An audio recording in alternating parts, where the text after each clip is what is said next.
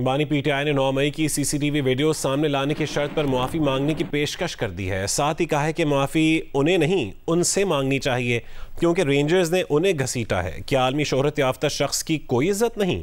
Adiala jail में सहाफ़ियों से गुफ्तगू में बानी पीटीआई ने कहा कि अगर वीडियोज़ में कोई हंगामा करता नजर आया तो वो ना सिर्फ मुआफ़ी मांगेंगे बल्कि हंगामा करने वालों को पार्टी से निकाल देंगे। 9 मई को पेट्रोल बम इस्तेमाल किए जाने की निशानदही पर जवाब दिया कि वो petrol bomb Zaman park Lahore के अलावा कहीं इस्तेमाल नहीं हुए। उन्हें बताया गया कि पिंडी में हसास इमारतों पर पेट्रोल बम फेंके गए। बानी पीटीआई ने कहा कि ऐसा करने वालों को कड़ी सज़ा दी जाए। वो मुल्क की खातिर बात करने को तैयार है, लेकिन अगर कोई उनसे बात नहीं करना चाहता तो वो भी नहीं करेंगे। ISPR से कहना चाहते हैं कि पहले हमें नवाज शरीफ और जरदारी की करप्शन की कहानियां सुनाई गईं, फिर इलेक्शन में धांधली करके उन्हीं लोगों को मुसल्लत कर दिया गया। आज पाकिस्तान में बांग्लादेश से बुरे हालात हैं। बंगला हुकूमत का तख्ता पलटने के बाद लगता है कि पाकिस्तान में भी कुछ बड़ा होने वाला है। खदशा है कि नवाज शरीफ, आसिफ अली जरदारी और शहबाज शरीफ भी हसीना वाजिद की तरह फरार न हो जाएं। इन सब के और मोहसिन नकवी का नाम भी ECL में डाला जाए।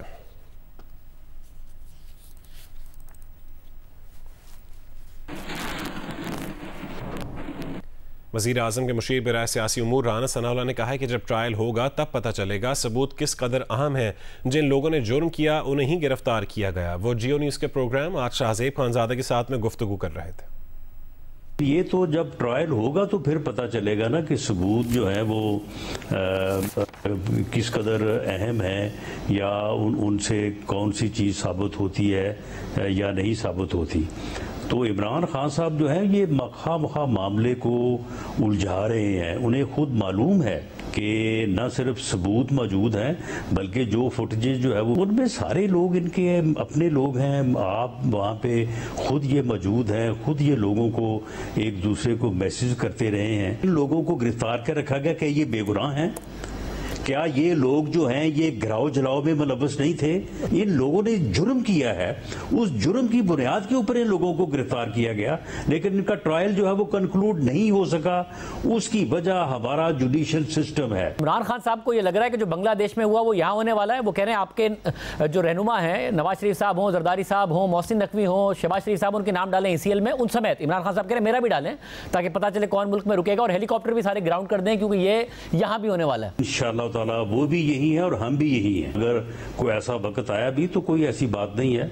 ये मुकाबला करेंगे इस फितने का, इस फसाद का जो है वो पूरी जुर्रत के साथ और पूरी ताकत के साथ मुकाबला करेंगे। Welcome back. बांग्लादेश के साबिक वज़ीर आज़म और अपोजिशन जमात बांग्लादेश नेशनलिस्ट पार्टी की सरबराह खालिदा ज़िया का कहना है कि ये जीत हमारे लिए नए मौक़े लेकर आई है। मुल्क में जो करप्शन इतने दिनों से चल रही थी, जिसे हुकूमत ने नज़रअंदाज किया, इस सब के दरमियान हमें बांग्लादेश को दोबारा खुशहाल बनाना है। ढाका में BNP की रैली से वर्चुअल खिताब में खालिदा ज़िया ने तलबा मुजाहिरीन की जद्दोजहद को सराहा और इंतकाम की सियासत से दूर रहने, जमहूरी रवायात बरकरार रखने के अज़म का इजहार किया। खालिदा ज़िया को गुज़श्ता रोज़ घर में नज़रबंदी से रिहा किया गया था। 78 साल खालिदा ज़िया को हसीना वाजिद हुकूमत में करप्शन इल्ज़ामात पर कैद किया गया था।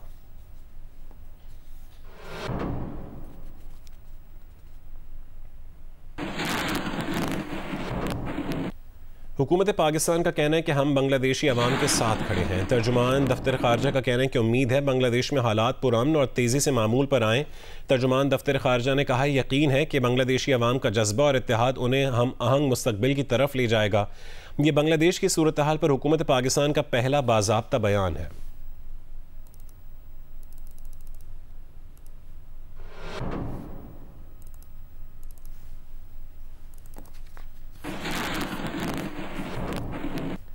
पाकिस्तान को IMF एग्जीक्यूटिव बोर्ड इजलास से $7 अरब कर्ज प्रोग्राम की मंजूरी के लिए मुस्बत पेशरफ्त हुई है। 3 दोस्त ममालिक ने $12 अरब का कर्ज रोल ओवर करने की हामी भर ली है। ये रोल ओवर 3 साल के लिए होगा, लेकिन इसकी तौसीक हर साल की जाएगी। इस सिलसिले में IMF को आगाह कर दिया गया है। ज़राए का कहना है कि अब पाकिस्तान को सिर्फ $5 अरब की बैरूनी फाइनेंसिंग की ज़रूरत है, जो कोई मुश्किल मरहला नहीं होगा। वज़ीर ख़जाना मोहम्मद औरंगज़ेब ने जियो न्यूज़ के नुमाइंदे अशरफ मलखम को बताया कि पाकिस्तान ने चीन, सऊदी अरब और UAE से कर्ज़ की मुद्दत में तौसीए की यकीन दहानियाँ हासिल कर ली हैं। पाकिस्तान ने इस साल दोस्त ममालिक को $12 अरब के 2 तरफ़ा कर्ज़ों की अदायगियाँ करनी हैं, जो अब नहीं करना पड़ेंगी। इस वक्त पाकिस्तान के ज़िम्मे सऊदी अरब का $5 अरब और चीन का $4 अरब कर्ज़ वाजिब उल अदा है। पाकिस्तान ने मुत्तहिदा अरब अमारात को भी $3 अरब कर्ज वापस करना है। उन्होंने मजीद कहा है कि पाकिस्तान अगले 3 साल में $3 से $5 अरब तक के फाइनेंसिंग गैप को पूरा करने के लिए भी पुरअज़्म है। उन्होंने मजीद कहा कि पाकिस्तान ने चीन से पावर प्लांट्स के लिए भी कर्ज में रिलीफ की दरख्वास्त की है। इस सिलसिले में जल्द ही एक वर्किंग ग्रुप तश्कील दिया जाएगा जो इस मामले को आगे बढ़ाएगा। वज़ीर ख़जाना ने मजीद कहा है कि IMF के एग्जीक्यूटिव बोर्ड का इजलास रवा महीने के आखिर में मुतवक्के है।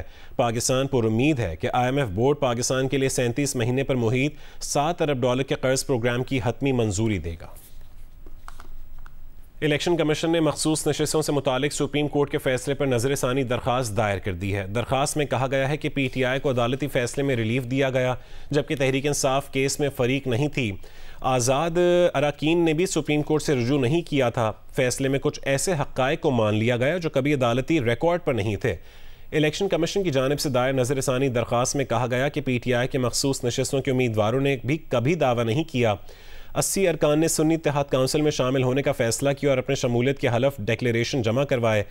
सुन्नी इत्तेहाद काउंसिल ने आम इंतखाबात में हिस्सा नहीं लिया, ना ही मखसूस नशिस्तों की फहरिस्त जमा करवाई। 41 अरकान को दोबारा पार्टी वाबस्तगी का मौका फराहम करने का कोई जवाज़ नहीं। दरख्वास्त में कहा गया कि इलेक्शन कमीशन को मामले पर मौक़िफ़ देने का मौका नहीं दिया गया। इलेक्शन कमीशन के मुताबिक सुन्नी इत्तेहाद काउंसिल के अरकान की 2 कैटेगरी में तकसीम भी गलत की गई।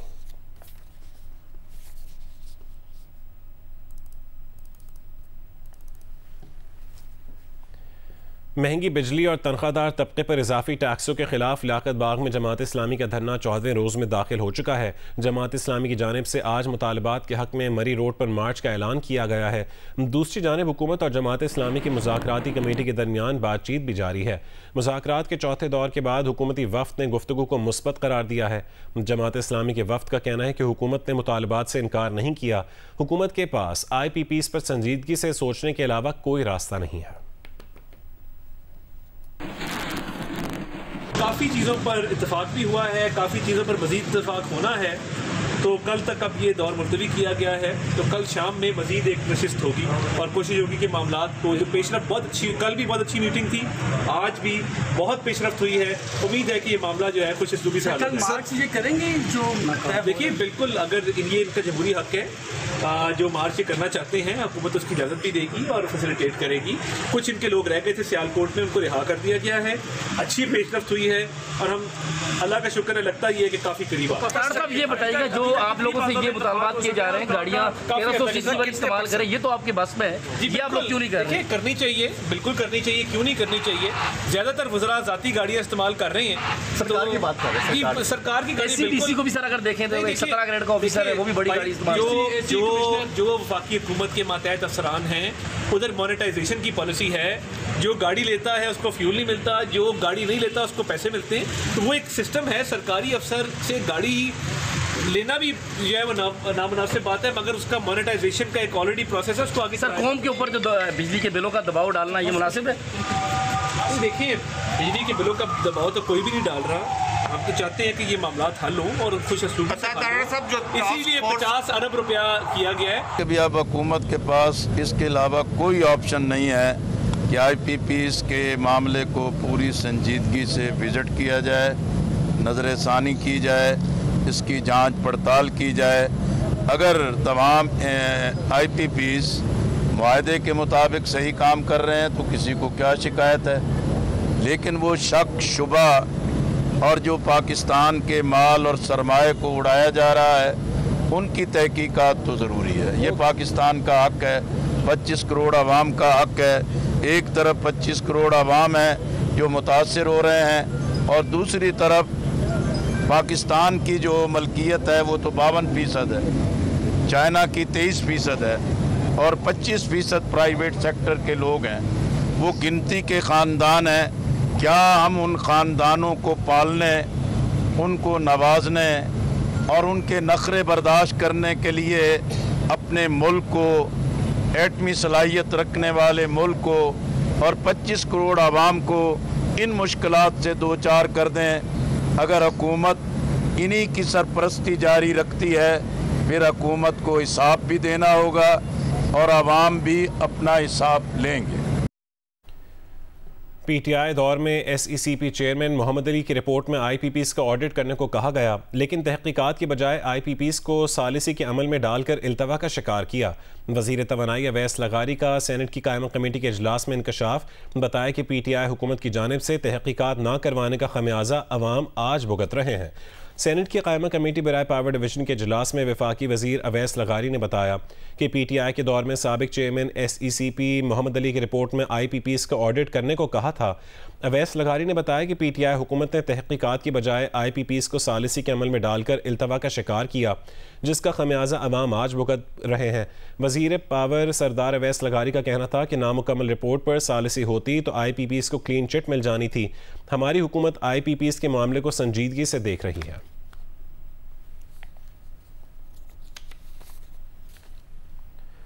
बानी पीटीआई और बुशरा बीबी के खिलाफ 190 मिलियन पाउंड रेफरेंस की समाअत हतमी मरहले में दाखिल हो गई है। नैब ने मजीद 14 गवाहों को तर्क कर दिया है। तफ्तीशी ऑफिसर के बयान पर वकला सफाई ने जुज़वी जिरह मुकम्मल कर ली। मजीद समाअत आज होगी। 190 मिलियन पाउंड रेफरेंस की समाअत अडियाला जेल में एहतसाब अदालत के जज नासिर जावेद राना ने की। वकला सफाई ने बुशरा बीबी की बरियत की दरख्वास्त की, जिस पर अदालत ने नैब को नोटिस जारी कर दिया। समाअत के दौरान नैब ने बकिया 14 गवाहान गैर ज़रूरी करार देकर तर्क कर दिए। वकला सफाई ने सगासे के 14 गवाहान को तलबी के समन जारी करने की दरख्वास्त दायर की, जिसको अदालत ने गैर मुअस्सर करार दे दिया। नैब इससे कबल भी 10 गवाहों को गैर ज़रूरी करार देकर तर्क कर चुकी है। अब तक 34 पर जिरह मुकम्मल हो चुकी है।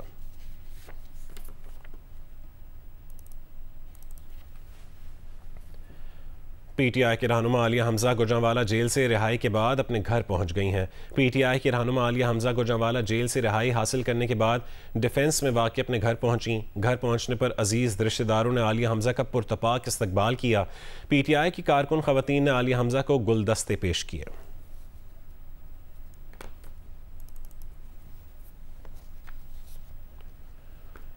मुल्क के मुख्तलिफ इलाकों में बारिशों से सैलाबी सूरत हाल पैदा हो गई। बलूचिस्तान में तूफ़ानी बारिशों ने तबाही मचा दी है। ज़ियारत, पशीन और किला सैफुल्ला में सैलाबी रेलों से फसलें, बागात और इंफ्रास्ट्रक्चर को बड़े पैमाने पर नुकसान पहुंचा है। बलूचिस्तान में तूफानी बारिशों ने तबाही मचा दी। ज़ियारत, पशीन और किला सैफुल्ला में मौसलाधार बारिशों के बायस सैलाबी सूरत हाल है। तूफानी हवाओं में ज़रई सोलर पैनल सिस्टम को शदीद नुकसान पहुंचा। बरशोर, तोरशाह, कमाल जई में सैलाबी रेले अंगूर के बागात में दाखिल हो गए। इलाके जिंदरा और मुस्लिम बाग में सैलाबी रेला बाजार और घरों में दाखिल हो गया। सैलाबी रेले से कोयटा ज़ियारत शाहरा और N50 शाहरा हाईवे मुस्लिम बाग से नसई तक कई मकामात पर बह गई। नसीराबाद की रूपा शाख में शगाफ पड़ने से दर्जनों देहात में पानी जमा हो गया। सोबतपुर में शाही कैनाल में शगाफ ने कदीमी गांव महिरपुर को अपनी लपेट में ले लिया। झलमक्सी के इलाके वंगो और टिबड़ी के मकाम पर लैंड स्लाइडिंग और सैलाबी रेले से अहम शाहरा M8 मुकम्मल तौर पर मुनक़ता है। जैकबाबाद में गढ़ी खैरू की बेगारी कैनाल में तुग़यानी के बायस ताजा नहर में शगाफ पड़ गया।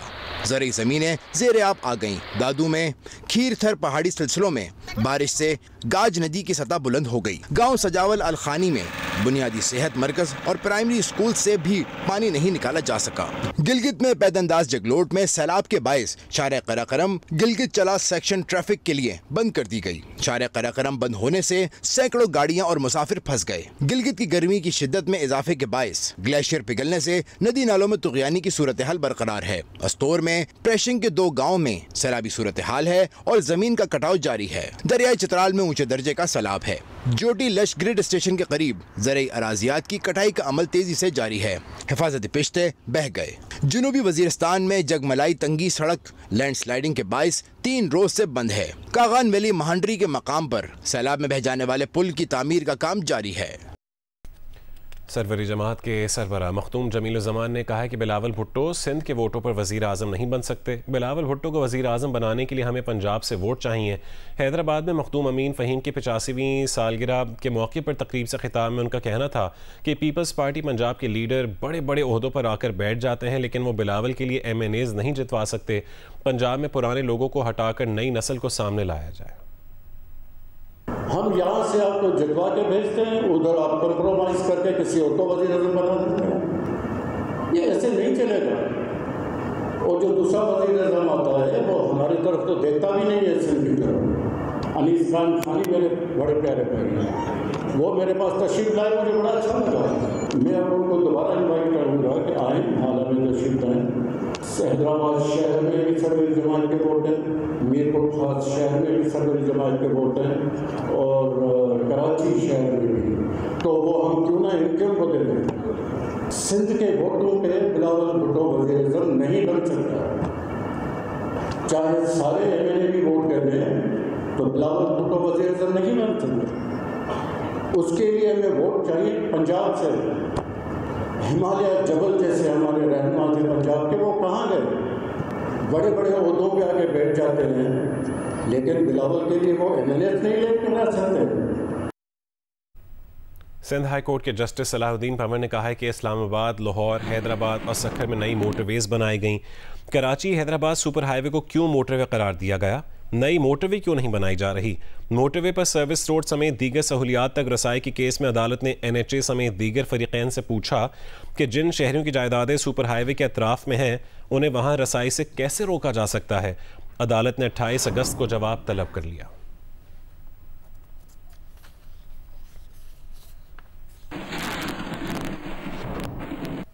गवर्नर स्टेट बैंक का कहना है कि पाकिस्तान ने इस साल 26.2 अरब डॉलर कर्ज वापस करना है। 12 अरब डॉलर का कर्ज रोल ओवर हो जाएगा और 4 अरब डॉलर दो तरफा कमर्शियल कर्ज है जो जाता है और वापस आ जाता है। बाकी 10 अरब डॉलर कर्ज में से 1.4 अरब डॉलर वापस कर चुके हैं। इस साल 8.5 अरब डॉलर तक कर्ज वापस करने हैं, जबकि स्टेट बैंक के पास 9.2 अरब डॉलर के गैर मुल्की ज़र मुबादला के ज़खायर हैं। पहली बार हमारे पास ज़र मुबादला ज़खायर अदायगियों से ज़्यादा हैं। गवर्नर स्टेट बैंक ने कौमी असम्बली की क़ायमा कमेटी ख़जाना को ब्रीफिंग देते हुए कहा कि 2022 में महंगाई की शरह 29.2% थी, जो बुलंद तरीन थी। गुज़िश्ता साल महंगाई की शरह 23.4% और इस साल शरह 11.5% से 13.5% तक का हदफ रखा है। अगले साल महंगाई की शरह कम होकर 5 से 7% तक लाने का हदफ है। 2022 में करंट अकाउंट खसारा 17.5 अरब डॉलर था, जो GDP का मनफी 4.7% था। 2023 में करंट अकाउंट खसारा कम होकर 3.3 अरब डॉलर रह गया था। 2024 में करंट अकाउंट खसारा 7 अरब डॉलर रह गया था। वज़ीर ममलिकत बराए ख़जाना अली परवेज़ मलिक का कहना था कि अगर इस साल हमें कहीं से गैर मुल्की ज़र मुबादला ना मिला तो बकाया जात की अदायगी के लिए काफ़ी रकम है।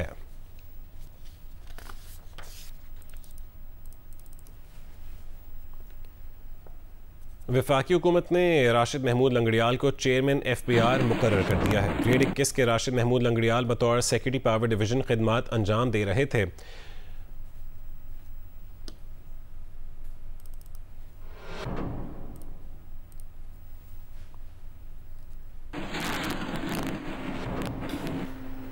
कराची में मारूफ कारोबारी शख्सियत अकील करीम ढेडी की साहबजादी और अफजल वली मोहम्मद के साहबजादे के वलीमे की तकरीब सियासी और समाजी शख्सियात ने शिरकत की।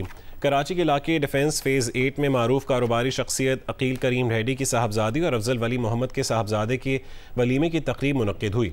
तकरीब में वज़ीर आला सिंध सैयद मुराद अली शाह, गवर्नर सिंध कामरान टिसोरी, मेयर कराची मुर्तज़ा वहाब, सियासतदान फ़ारूक सत्तार, शर्मीला फ़ारूकी, अदाकार जावेद शेख, हमायूं सईद, सदर आर्ट्स काउंसिल अहमद शाह समेत बिजनेसमैन और सनतकारों ने शिरकत की। तकरीब में शुरका ने जोड़े के लिए नेक ख्वाहिशात का इजहार किया।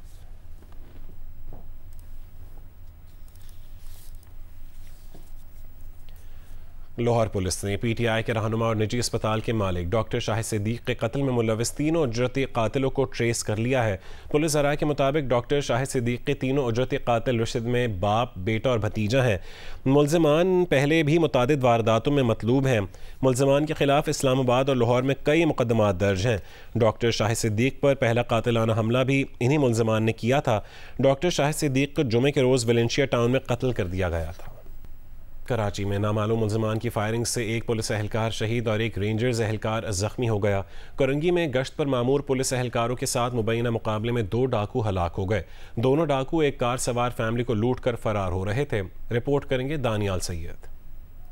कराची में पुलिस एहलकार शबीर पर फायरिंग का वाक़या राशिद मिनहास रोड पर पेश आया। एक शहरी की जानिब से बनाई गई वीडियो में पुलिस एहलकार और मुल्जिम को गुत्तम गुत्ता होते हुए देखा जा सकता है। फायरिंग के बाद मुल्जिम पुलिस एहलकार का असलहा और मोटरसाइकिल लेकर फरार हुआ।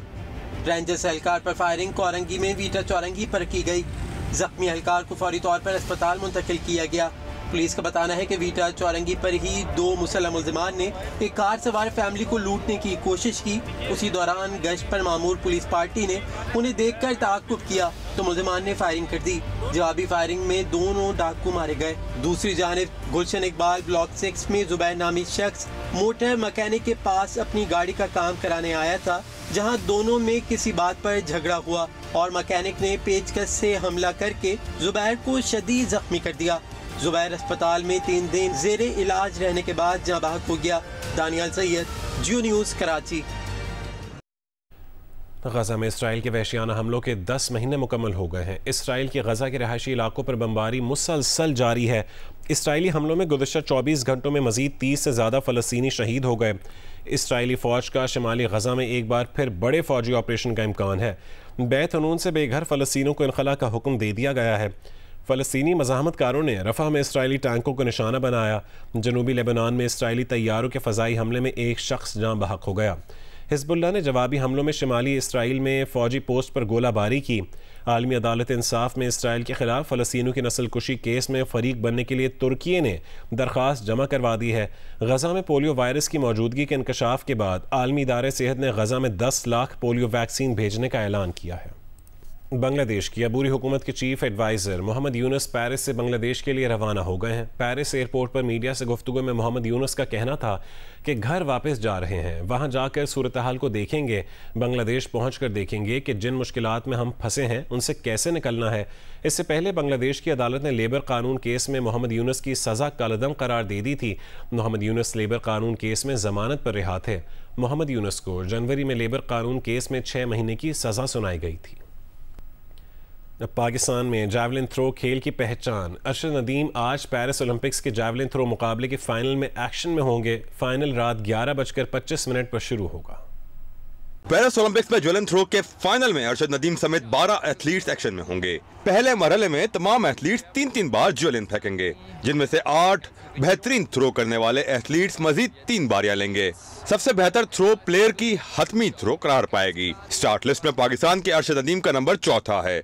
अरशद नदीम 86.59 के सीजन बेस्ट के साथ फील्ड पर उतरेंगे। फाइनल में शामिल भारत के नीरज चोपड़ा की सीजन बेस्ट 89.34, जैकब वेल्डेक की 88.65 है। ग्रिंडर के एंडरसन पीटर्स की सीजन बेस्ट 88.63 और जर्मनी के जूलियन वेबर की सीजन बेस्ट 88.37 है।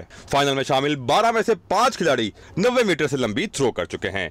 अरशद नदीम की पर्सनल बेस्ट थ्रो 90.18 मीटर है। ग्रेनेडा के एंडरसन पीटर्स 93.07 मीटर, कीनिया के जूलियस येगो 92.72 मीटर और जमहूरिया चेक के जैकब वेल्डेक 90.88 मीटर की थ्रो कर चुके हैं। क्वालिफाइंग राउंड में अरशद नदीम ने 86.59 मीटर, नीरज चोपड़ा ने 89.34 मीटर, पीटर्स एंडरसन ने 88.63 मीटर और जूलियन वेबर ने 87.76 मीटर की थ्रो के साथ फाइनल के लिए जगह बनाई थी।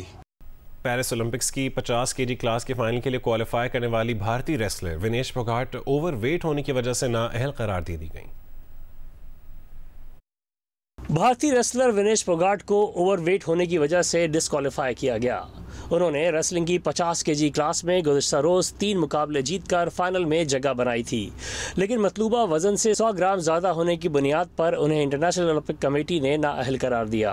विनेश फोगाट अब ना फाइनल में हिस्सा ले सकेगी, ना ही वो किसी मेडल की हकदार होंगी। भारतीय खातून रेसलर ने पहले राउंड में दिफाई चैंपियन जापान की यूई सुसाकी को शिकस्त देकर सबको हैरान कर दिया था। फिर क्वार्टर फाइनल में लिवाच को हराया और सेमीफाइनल में उन्होंने क्यूबा की गॉजमैन को 5-0 के मार्जिन से मात देकर फाइनल में जगह बनाई थी।